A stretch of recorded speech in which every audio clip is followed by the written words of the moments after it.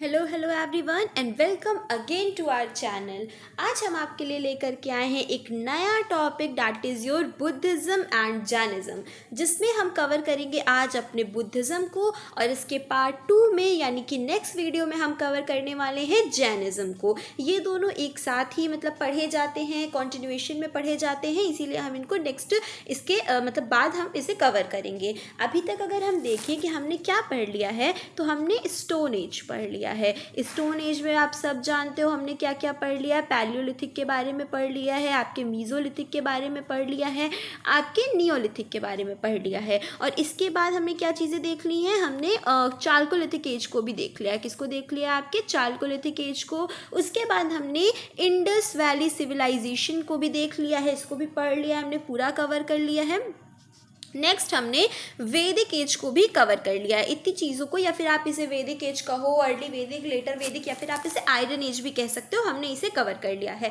आज हम लेकर के आए हैं आपका टॉपिक बुद्धिज़्म। किसे लेकर के आए हैं? बुद्धिज़्म। आप सभी जानते हो ये किससे रिलेटेड है? एक रिलीजन है। क्या है? एक रिलीजन है, एक लोगों के मन की धारणा, मानसिकता है। आज हम इसके बारे में पढ़ते हैं कि कैसे इमर्ज हुई, कैसे डिक्लाइन हुई, इसकी अच्छी चीज़ें क्या थी, पॉजिटिव चीज़ें क्या थी बुद्धिज़्म की, नेगेटिव चीज़ें क्या थी बुद्धिज़्म की, किसने स्टार्ट किया, गौतम बुद्ध कौन थे, एक्सेट्रा एक्सेट्रा। सारी चीज़ें आज हम बुद्धिज़्म के बारे में इस वीडियो में कवर करने वाले हैं। तो अगर आपको बुद्धिज़्म के बारे में कंप्लीट जानकारी चाहिए तो आप इस वीडियो को लास्ट तक देखिएगा, और अगर आपको जैनिज़्म के बारे में पढ़ना है तो आप हमारा पार्ट 2 जो इसके बाद नेक्स्ट वीडियो आएगा उसको आप देख सकते हो। ओके, तो चलिए स्टार्ट करते हैं। अगर हम बात करें 6th सेंचुरी बीसी की, तो 6th सेंचुरी के देखो ये याद रखना कि बुद्धिज़्म जैनिज़्म का जो स्टार्टिंग पीरियड है वो मैं आपको पढ़ाऊंगी, बाकी लेटर वो चलता गया चलता गया चलता गया। आज भी आप देख सकते हो कि बुद्ध धर्म या बुद्धिज़्म है हमारे क्या कहते हैं कंट्री में है, या फिर बहुत जगह उसको माना जाता है, लेकिन हम इसे हिंदू रिलीजन में मर्ज कर चुके हैं। क्या कर चुके हैं? हिंदू में ही इसे मर्ज कर चुके हैं, जोड़ चुके हैं, हिंदू रिलीजन के अंतर्गत ही इसे हम लाते हैं। ठीक है, ये पूरी स्टोरी आज हम इस वीडियो में कंप्लीट पढ़ने वाले हैं। तो 6th सेंचुरी बीसी के लेटर हाफ की अगर हम बात करते हैं तो कई सारे रिलीजन्स, कई सारे सेक्ट्स जिसे हम कहते हैं, कई सारी मान्यताएं जिसे हम कहते हैं, वो उभर कर आ रही थी। लगभग 62 रिलीजियस सेक्ट्स हमें नोन है, नोन यानी मालूम है, हम इनके बारे में जानते हैं। इसके अलावा भी बहुत सारे रिलीजियस सेक्ट्स होंगे जिनके बारे में हम नहीं जानते हैं। इनके अमंग जो है जैन सेक्ट और बुद्धिस्ट सेक्ट, ये सबसे ज़्यादा प्रोमिनेंट या फिर सबसे ज़्यादा इम्पॉर्टेंट था, और ये हमारे रिलीजियस रिफॉर्म मूवमेंट्स के तौर पे निकल के आए। रिफॉर्म मूवमेंट्स क्या होते हैं? रिफॉर्म का मतलब होता है आपका सुधार, यानी ये जो दो धर्म थे या दो रिलीजन थे, ये सुधार के लिए प्रसिद्ध हैं। ये सोसाइटी में इम्प्लीकेशंस करने के लिए, रिफॉर्म्स करने के लिए, सोसाइटी को और बेटर बनाने के लिए, उसकी कुरीतियों को हटाने के लिए फेमस है ये दोनों हमारे religion. First one is your Jain sect and second one is your Buddhist sect, and in this video we will cover about the Buddhist sect. Okay, अगर हम reasons for emergence की बात करें, आखिर ये दोनों क्या कहते हैं जो सेक्ट हैं ये इमर्ज आखिर हुए तो हुए क्यों? तो अगर हम बात करें जो पोस्ट वैदिक पीरियड है, यानी कि हमारे वेद के क्या कहते हैं जो हमारा लेटर वैदिक पीरियड जिसे आप कहते हो, या फिर वैदिक एज जो होता है वो जब खत्म हो गया, वैदिक एज के बाद जो पीरियड आने लगा उसमें हमारी सोसाइटी क्लियरली 4 वर्णों में डिवाइड थी। पहला था आपका ब्राह्मण, फिर था क्षत्रिय, फिर था वैश्यास और फिर थे शूद्रास। और ये ऐसा नहीं है कि डिवाइड कर दिया गया और डिवाइड करके छोड़ दिया गया, नहीं। इसके साथ साथ बहुत सारे इनके साथ डिस्क्रिमिनेशंस होते थे। क्या होते थे? बहुत सारे डिस्क्रिमिनेशंस होते थे, जातिपात होता था, अनटचेबिलिटी होता था, बहुत सारी चीज़ें शूद्रास के साथ होती थी। वैश्यास का भी बहुत कुछ खास स्टेटस नहीं था। ठीक है, सारे वर्ण जो थे वो इनेट कर दिए गए थे। लाइक आप कि जिस भी कैटेगरी में, पहले तो ये मैंने आपको बताया था ना कि ये वर्ग के आधारित थे। कैसे थे? कर्म आधारित थे, कि अगर आप किसी को पढ़ा रहे हो तो आप एक ब्राह्मण के हो, अगर आप रक्षा कर रहे हो तो आप एक क्षत्रिय हो, अगर आप ट्रेड कर रहे हो तो आप एक वैश्य हो, और अगर आप किसी को सर्व कर रहे हो, खेती बाड़ी कर रहे हो, आर्टिशियन हो, क्राफ्ट्समैन हो, तो आप क्या हो? शूद्रा हो। इस तरह से आपको बांटा गया था। लेकिन उसके बाद इसे क्या कर दिया? बॉर्न कर दिया गया, यानी जन्म के आधारित पे कर दिया गया, कि अगर आप एक ब्राह्मण के घर में पैदा होते हो तो आप एक ब्राह्मण हो, अगर आप एक क्षत्रिय के घर में पैदा होते हो तो आप एक क्षत्रिय हो, और अगर आप एक शूद्र के घर में पैदा होते हो तो आप क्या कहलाओगे? शूद्र कहलाओगे, इररिस्पेक्टिव ऑफ योर वर्क। यानी अगर आप एक शूद्र के घर में पैदा होते हो और अगर आप किसी को टीचर पढ़ाना चाहते हो तो भी आप ब्राह्मण की कैटेगरी के नहीं कहलाओगे, आप शूद्र कैटेगरी के कहलाओगे। खैर ये तो बहुत ही अलग बात हो गई, क्योंकि उस टाइम पे तो शूद्रास को पढ़ने लिखने की भी इजाज़त नहीं थी। पढ़ने लिखने छोड़िए, वेदों को सुनने तक की इजाज़त नहीं थी। कहीं पे वेद अगर सुनाए जा रहे हो तो वो दूर से सुन नहीं सकते थे, वो अपनी ज़बान से बोल नहीं सकते थे, उनकी ज़बान काट दी जाती थी, कान काट दिया, बहुत सारी चीज़ें हैं जो उस टाइम पे चलती चली आ रही थी। तो ऐसा तो नेचुरल था कि ऐसी सोसाइटी में वुड बी टेंशन, ऐसी सोसाइटी में बहुत ज़्यादा क्योस होगा। यानी भाई किसी के साथ अगर आप ऐसा कर रहे हो, आप ऊंच नीच को फॉलो कर रहे हो, तो कोई सोसाइटी ढंग से चल पाएगी? नहीं चल पाएगी। तो सीधी सी बात है, बहुत टेंशन का माहौल ऐसी सोसाइटी में इमर्ज होगा। और यही आप एक मेन रीज़न कह सकते हो, यही जो वर्णा सिस्टम है, यही एक मेन रीज़न था आपके बुद्धिज़्म और जैनिज़्म, और खास करके मैं बुद्धिज़्म की अगर बात लेकर के चलूँ तो इसके बहुत ज़्यादा इन्फ्लुएंस में आने का। क्योंकि इस रिलीजन ने क्या किया, इसने जो हमारे शूद्रास थे, वैश्यास थे, इनके स्टेटस को हाई दिखाया। कहा कि आप हमारा धर्म फॉलो करो, हमारे धर्म में कोई ऊंच नीच नहीं है, हमारे धर्म में सब समान है, सब क्या है, बराबर है। हम आपको कोई शूद्र की नज़र से, वैश्य की नज़र से या फिर किसी और नज़र से नहीं देखेंगे। आप हमारे धर्म को अपनाइए और हमारे धर्म में आप क्या हैं,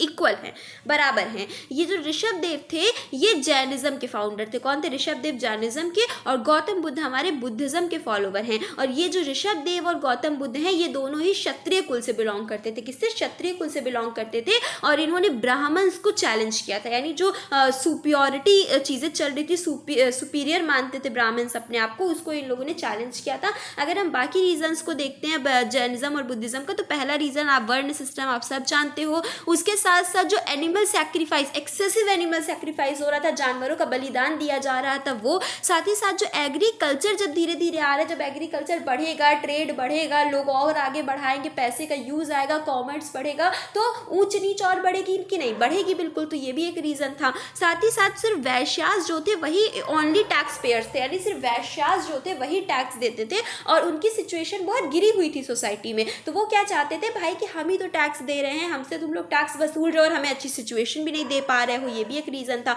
और साथ ही साथ लोगों को पीस चाहिए थी, शांति चाहिए थी। ये जो वर्ण व्यवस्था थी या उस टाइम का जो सिस्टम था बहुत ज़्यादा खराब था, लोगों के अंदर शांति नहीं थी, इसी वजह से लोगों ने इस रिलीजन को फॉलो करना स्टार्ट किया। तो मैंने आपको बता दिया, पहला आपका क्या था, वर्ण system. First one is your reason. अगर कहीं पे एग्जाम में रीज़न लिखने को आएगा तो आप ऐसे पॉइंट वाइज लिख सकते हो, इसे आप डिटेल फॉर्म में भी बता सकते हो। साथ ही साथ excessive animal sacrifice, agriculture flourishes, traders need peace, Vaishyas were only tax payers and wanted more respect, ये सब कुछ रीजंस थे। तो हम आप बात करते हैं अपने बुद्धिज्म की। किसकी हम बात करते हैं? हम बात करते हैं यहाँ पे बुद्धिज्म को हम स्टार्ट करते हैं, और नेक्स्ट वीडियो में हम किसको पढ़ेंगे? जैनिज्म को पढ़ेंगे। ठीक है, इस वीडियो में हम जैनिज्म की बात नहीं करेंगे, हम बुद्धिज्म की सिर्फ और सिर्फ बात करके चलेंगे। ठीक है, तो अगर हम बात करते हैं गौतम बुद्ध और बुद्धिज्म की बात करते हैं, तो हमारे गौतम बुद्ध जो हैं वो, इनके बारे में अगर हम देखते हैं तो ये 563 BC में इनका जन्म हुआ, क्षत्रिय कुल से थे, शाक्य क्लैन के थे। ये लुम्बिनी नाम की एक जगह पर इनका बॉर्न हुए, ये इनका जन्म हुआ।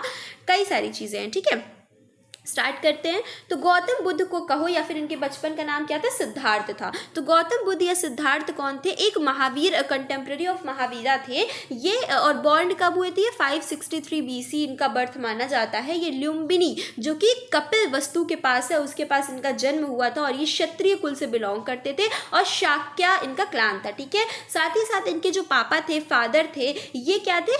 कपिल वस्तु के एक इलेक्टेड किंग थे। क्या थे? इलेक्टेड किंग, राजा थे। और इनकी मम्मी किस डायनेस्टी से थी? कोशाला डायनेस्टी से थी। कई क्वेश्चन पूछ लिया जाता है, गौतम बुद्ध के बचपन का नाम सिद्धार्थ। ठीक है, और इनका क्लैन पूछ लिया जाता है, क्षत्रिय कुल से बिलोंग करते थे। इनकी मदर कोशाला डायनेस्टी की थी, फादर इनके कपिल वस्तु के एक इलेक्टेड किंग थे। कुछ कई बार ये क्वेश्चन पूछे जाते हैं। तो बचपन से ही गौतम बुद्ध को स्पिरिचुअल कंटेम्पलेशन पे, यानी धार्मिक चीज़ों पे उनका क्या था? दिमाग था। उनको धार्मिक चीज़ों में और लोगों के दुख से, कि ये कोई परेशान है तो उन्हें भी बहुत परेशानी होती थी, इस टाइप का उनका नेचर हमेशा से था। सीइंग वर्ल्डली सॉरो, यानी वो दुख नहीं देख पाते थे। उनको मतलब लोगों का दुख से आपत्ति थी कि अरे इनके साथ ऐसा व्यवहार हो रहा है, ये वो एक्सेट्रा। उनका हमेशा से बचपन से ही ऐसी चीज़ें उनके मन में थी। जब वो 29 एज के हुए, 29 साल के हुए, तो वो क्या किया? उन्होंने घर छोड़ दिया, और उसके बाद 7 साल तक वो सिर्फ घूमते रहे, और आखिरकार 35 ईयर्स की एज में उनको एनलाइटमेंट प्राप्त हुआ। एनलाइटमेंट यानी कह सकते हो आप ज्ञान प्राप्त हुआ। कहाँ पे? पीपल ट्री के नीचे, बोध गया में। कहाँ? बोध गया एक जगह है, वहाँ पे एक पीपल के पेड़ के नीचे उनको एनलाइटमेंट यानी ज्ञान प्राप्त हुआ। उनका जो पहला डिस्कोर्स था यानी सरमन था, यानी जो पहला उन्होंने स्पीच दी थी, भाषण दिया था, जो भी आप कह सकते हो, वो कहाँ पे हुआ था? सारनाथ में। कहाँ पे हुआ था? सारनाथ में हुआ था। यहाँ ये आपका वाराणसी में स्थित है। गौतम बुद्ध की मृत्यु 483 BC में हो गई थी। कब? 80 ईयर्स की एज में, 80 साल के थे वो तब उनकी मृत्यु हुई थी। कहाँ पे? कुशीनगर में हुई थी। ठीक है। प्रिंसिपल्स अगर हम देखते हैं बुद्धिज्म की, यानी बुद्धिज्म किन किन चीज़ों को मानता था, बुद्धिज्म के प्रिंसिपल्स क्या क्या थे, तो बुद्धिज्म ने 4 नोबल ट्रुथ की बात की थी। क्या बात की थी? 4 नोबल ट्रुथ। नोबल ट्रुथ के क्या मतलब होता है? यानी सत्य। 4 चीजें बुद्धिज्म ने कही थी, ये तो सत्य है, इनको कोई नहीं टाल सकता। पहला सत्य क्या है कि world is full of suffering, दुनिया क्या है? कष्टों से भरी हुई है। People suffer because of lust, लोग क्यों सफर करते हैं? क्योंकि उनके अंदर इच्छा है, डिजायर है, किसी चीज को पाने की चीज है। अगर मेरे अंदर मान लीजिए या आपके अंदर कुछ भी पाने की इच्छा खत्म हो जाए, हमारे अंदर मान मैं कहूँ मुझे पढ़ना भी नहीं है, लिखना है, मुझे कुछ भी नहीं करना है दुनिया में, मुझे सिर्फ मोक्ष प्राप्ति चाहिए, सिर्फ अपने आप को एक अच्छा मतलब सिर्फ निर्वाण की प्राप्ति चाहिए, मुझे कुछ नहीं करना लाइफ में, तो मेरे जीवन में कोई कष्ट बचेगा? कोई कष्ट नहीं बचेगा। इंसान को क्यों कष्ट होता है, क्यों सफरिंग होती है? सिर्फ और सिर्फ लस्ट के वजह से, उसकी डिजायर के वजह से।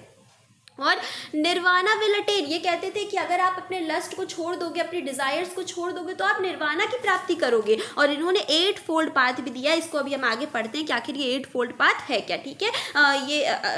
चलिए हम इसको डिटेल में देखते हैं कि Gautam Buddha was a great practical reformer. ये कैसे थे? प्रैक्टिकल पर्सन थे। ये कभी भी किसी के भावनात्मक चीज़ों में नहीं बहते थे कि अच्छा अरे ये तो ऐसे हो गया वैसे हो गया, इस चीज़ों में नहीं। बहुत ही ज़्यादा ये प्रैक्टिकल थे, यानी ये जो देखते थे उस पर यकीन करते थे, प्रैक्टिकलिटी पर यकीन करते थे कि अच्छा ऐसा हो रहा है तो ये चीज़ें होने वाली होंगी। And did not involve in meaningless debates, कभी भी ये मतलब ये गौतम बुद्ध की एक क्वालिटी थी कि ये कभी भी मीनिंगलेस डिबेट्स में पार्टिसिपेट नहीं करते थे। कहते थे ना कि हाँ, वो बोलते ना भैंस के आगे बीन बजाने वाला काम ये नहीं करते थे। कोई मूर्ख, देखो बहस कौन करता है? मूर्ख व्यक्ति करता है। जो मूर्ख व्यक्ति होता है वही अपने आप को बोलता रहता है नहीं नहीं ऐसा ही होता है वैसा ही होता है। जो समझदार व्यक्ति, इंटेलिजेंट पर्सन होता है, वो कहता है कोई बात नहीं, तुम्हें अपनी बात सत्य लग रही है तो तुम्हारी बात सत्य है। तो ये क्या करते थे? मीनिंगलेस डिबेट्स में पार्टिसिपेट नहीं करते थे। साथ ही साथ इन्होंने ये बताया कि world is full of suffering, दुनिया क्या है? कष्टों से, दुखों से भरी हुई है।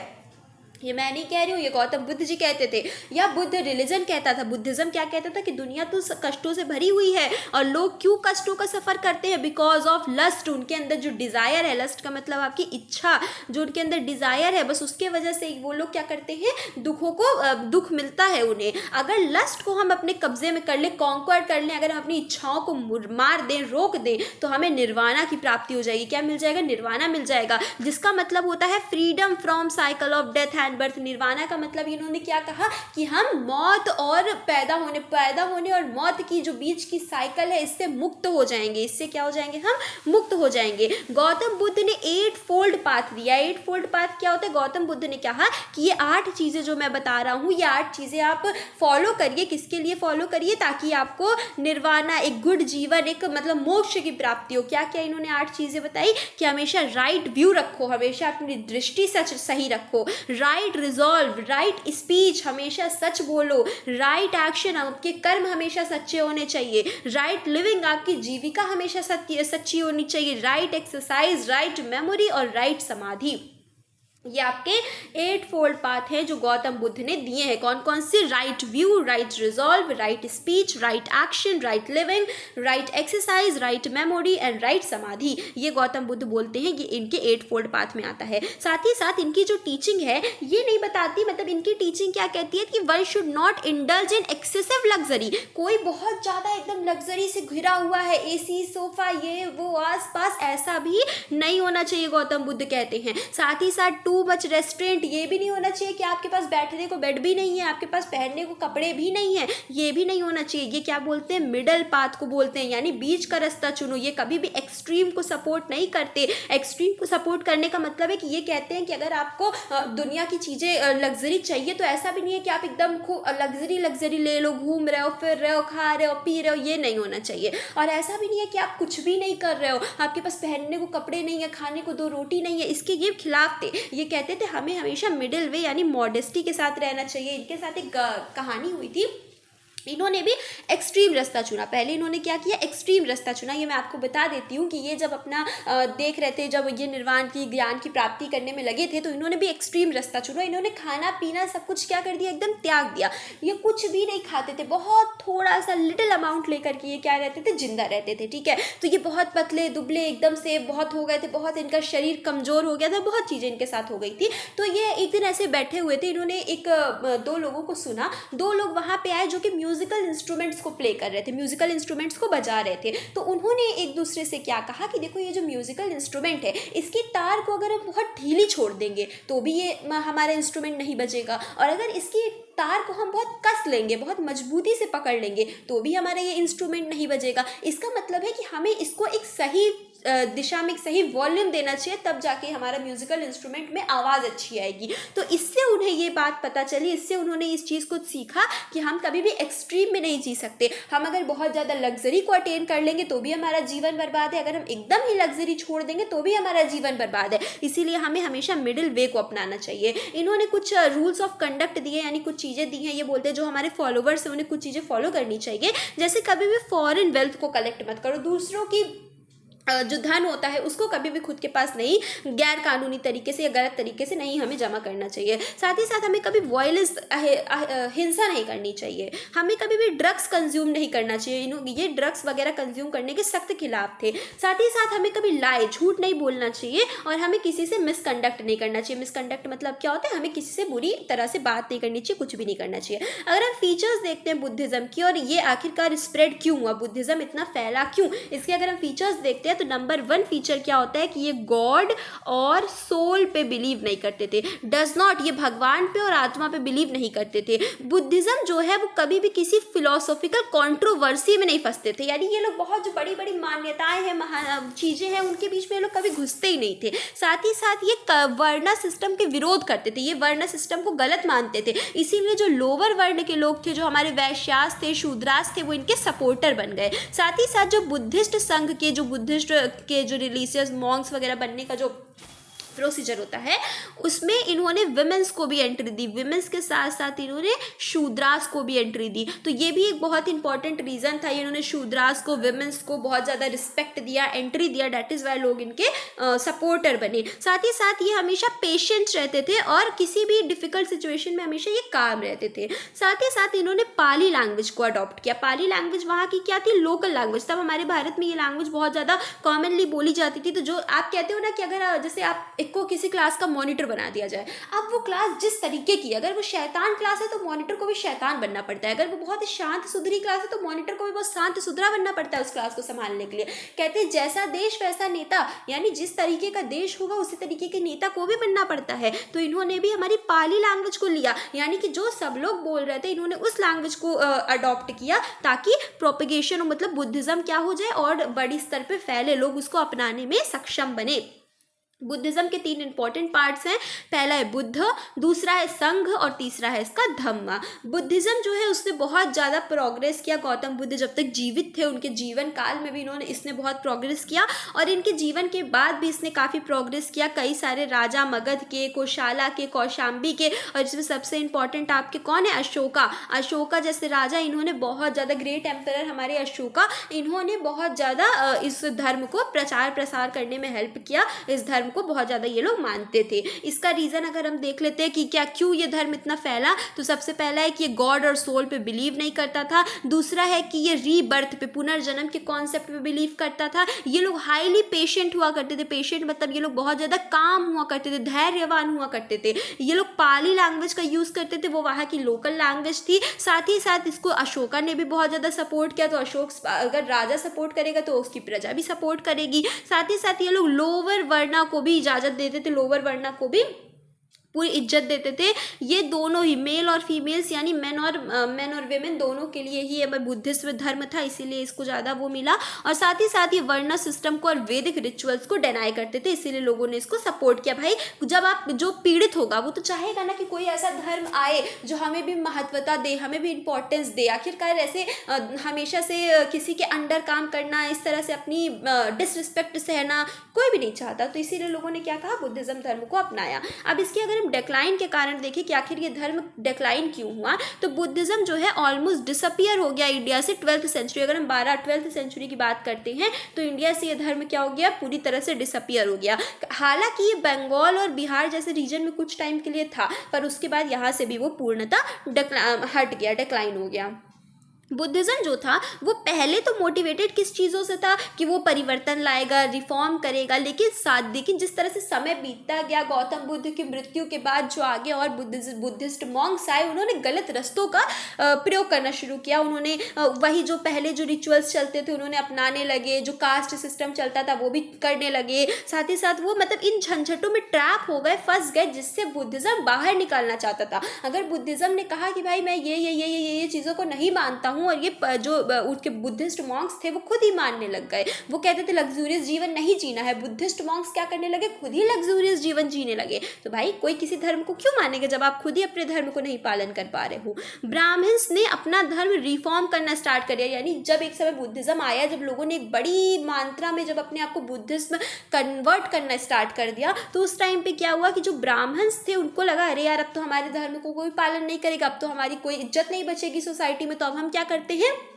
हम अपने धर्म को और रिफॉर्म करते हैं, यानी अब हम भी लोगों को थोड़ा सा छूट देते हैं, औरतों को और उठाते हैं, कई चीज़ों को हम करते हैं, जिसके वजह से ये लोग अपना रिफॉर्म करना यानी ब्राह्मण्स ने भी स्टार्ट कर दिया।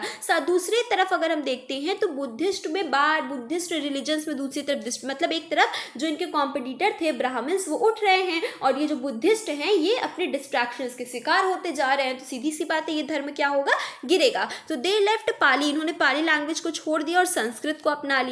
साथ ही साथ ये आइडल्स की मूर्ति पूजा स्टार्ट कर दी जो पहले इसके खिलाफ थे, यानी पहले तो ये गॉड के खिलाफ थे ना, भगवान के, फिर इन्होंने क्या किया, मूर्ति पूजा स्टार्ट कर दी। साथ ही साथ अब ये क्या कहते हैं, चढ़ावे लेने लगे, यानी पहले ये क्या करते थे कि नहीं कोई पैसे की जरूरत नहीं है, भिक्षा मांगो, भीख मांगो और अपना जीवन निर्वाह करो, ये कहते थे, लेकिन इन्होंने ऑफरिंग्स देना स्टार्ट कर दिया। साथ ही साथ ये बहुत लग्जूरियस लाइफ जीने लगे, और ये विमेंस को भी मतलब गलत निगाहों से ऑब्जेक्ट ऑफ प्लेजर की तरह ये विमेंस को देखने लग गए, यानी उनका गलत तरीके से इस्तेमाल करने लगे, तो इसीलिए ये चीज़ों को क्या कहते हैं, चीज़ें खराब हुई। साथ ही साथ एक राजा थे हुन कुंग, मेहर कुल के थे राजा, हुन कुंग नाम था उनका, वो शैव सेक्ट से बिलोंग करते थे। शैव कौन होते हैं, जो लॉर्ड शिव की पूजा करते हैं, किसकी, लॉर्ड शिव की, भगवान शिव की पूजा करते हैं, उनको शैव बोला जाता है। उन्होंने 100 ऑफ बुद्धिस्ट को मारा था। साथ ही साथ एक शशांक राजा थे गौंड कंट्री के, उन्होंने बोधि ट्री जिसके नीचे बैठकर बौद्ध गया में वो आपके गौतम बुद्ध उपदेश देते थे,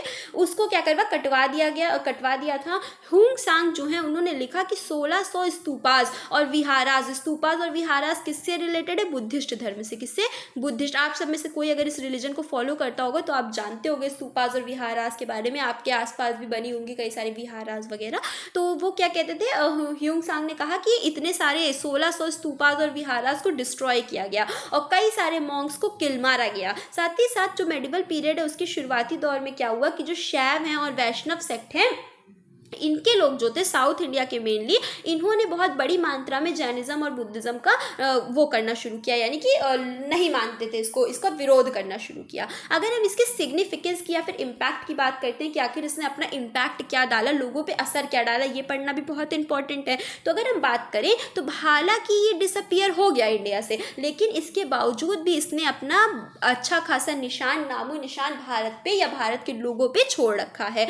बुद्धिज्म के अकॉर्डिंग क्या था, जो पुअर पीपल, ये बुद्धिज्म धर्म कहता था कि जो भी गरीब आदमी बुद्धिस्ट मॉन्क्स को डोनेशंस देगा या उनकी हेल्प करेगा वो नेक्स्ट लाइफ में, अगले जन्म में अमीर बनेगा, ऐसा बुद्धिस्ट लोगों का कहना था।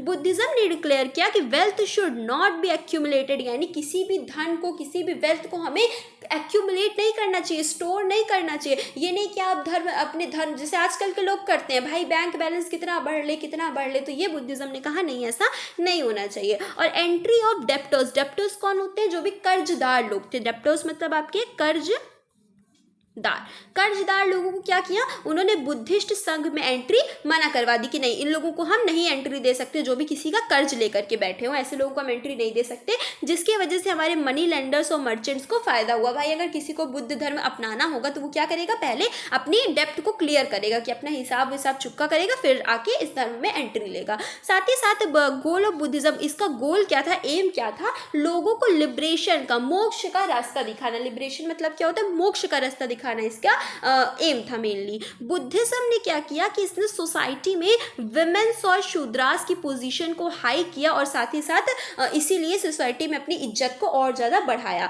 और साथ में साथ इसने क्या किया, लाइफ स्टॉक्स कौन होते हैं, हमारे कैटल्स, हमारे जो गाय भैंस डॉग्स वगैरह होते हैं, इनकी मात्रा और ज़्यादा इंक्रीज हुई, इनकी पॉपुलेशन इंक्रीज हुई। क्यों इंक्रीज हुई, क्योंकि इसने एनिमल, बुद्धिस्ट धर्म ने क्या किया, एनिमल सैक्रिफाइस पे रोक लगाई कि कोई भी अब पशु बलि नहीं देगा, पशु बलि नहीं देगा। और साथ ही साथ कंपेंसेशन शो करेगा लिविंग बींग्स के, एक दूसरे के प्रति कंपेंसेट रहेगा, एक दूसरे के प्रति बिल्कुल भी कोई हेट की भावना या इस तरह की भावना नहीं रखेगा, वॉयलेंस नहीं करेगा। क्या नहीं करेगा, आपका वॉयलेंस, हिंसा नहीं करेगा। और बुद्धिज़्म का जो है वो हमारे आर्ट पे भी, हमारी जो कलाएं हैं उस पर भी इसका क्लियर इन्फ्लुएंस हमें देखने को मिलता है। तो आज का हमारा जो बुद्धिज़्म का टॉपिक है वो हमारा यहीं पर क्या होता है, क्लियर होता है। हमने सब कुछ देखा, हमने गौतम बुद्ध जी के बारे में देखा, उनकी लाइफ स्टाइल के बारे में देखा, साथ ही साथ हमने इस धर्म को इमर्ज होने के रीजंस को देखा कि क्यों आखिर ये धर्म आया, इसके रीज़न को देखा, हमने इसके इम्पैक्ट को देखा, सिग्निफिकेंस को देखा,